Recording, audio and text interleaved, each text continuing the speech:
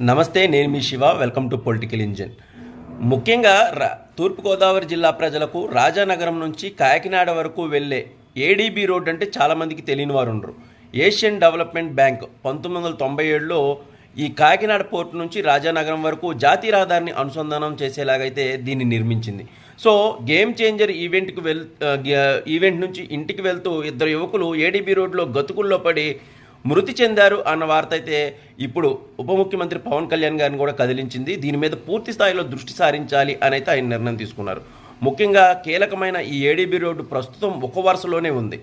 2018లో దీన్ని మళ్ళీ పునర్నిర్మించేందుకు, వైడనింగ్ చేసేందుకు సుమారుగా 300 కోట్ల రూపాయల మేర విడుదల చేశారు. అయితే ఏడీబీ రోడ్డు స్వరూపం మాత్రం ఏమాత్రం మారలేదు, అలాగే ఉంది.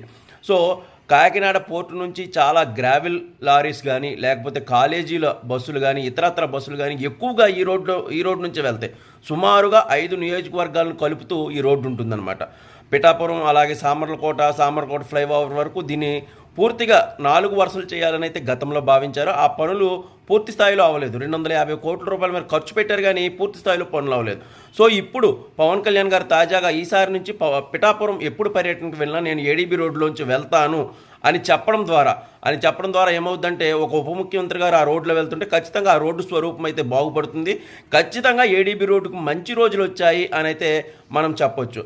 ఎందుకంటే 5 నియోజకవర్గాల ప్రజలు మొత్తం నిత్యం ప్రయాణించే ఈ రోడ్డు చాలా దారుణంగా, గందరగోళంగా ఉంది.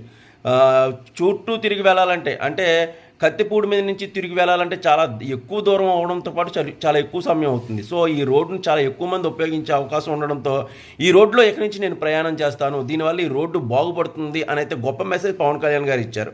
సో ఏడీబీ రోడ్డుకు ఎంత ఖర్చు పెట్టినా సరే ఈ శాఖల్లో సమన్వయం లేదు. ఫస్ట్ ఈ నిధులు ఖర్చు పెట్టే నిధుల విషయంలో కానీ, ఈ రోడ్డును పూర్తి స్థాయిలో వెడల్పు చేసే విషయంలో శాఖల్లో సమన్వయం ముందు సాధించాలి.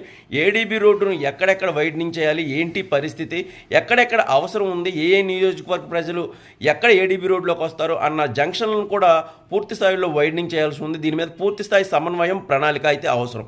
ఈ ఉప ముఖ్యమంత్రి గారి ప్రకటన తర్వాత అయితే ఖచ్చితంగా ఏడీబీ రోడ్డు స్వరూపం మారుతుంది అనే నమ్మకం అయితే వచ్చింది. కానీ దీన్ని మళ్ళీ పూర్తి స్థాయిలో ఈ రోడ్డు మార్చడానికి, 50 కిలోమీటర్ల రోడ్డు మార్చడానికి ఇంకోసారి అయితే పూర్తి స్థాయిలో జిల్లా అధికారులు, అలాగే ఈ రోడ్డుకు సంబంధించిన అధికారులు ఒకసారి కూర్చొని ఎలా ముందుకు వెళ్ళాలి, ఈ రోడ్డు స్వరూపం ఎలా మార్చాలి, ఇంత కీలకమైన రోడ్డుకు దశాదిశను ఎలా నిర్వహించాలి అన్న విషయంలో అయితే ఖచ్చితంగా ఒక నిర్ణయానికి రావాలి. అప్పుడే ఈ రోడ్డుకు పూర్తి స్థాయిలో మళ్ళీ మంచి రోజులు అయితే వచ్చే అవకాశం ఉంది. మొత్తంగా 5 నియోజకవర్గాల ప్రజలకు మంచి జరిగే అవకాశం అయితే స్పష్టంగా కనిపిస్తుందని చెప్పచ్చు.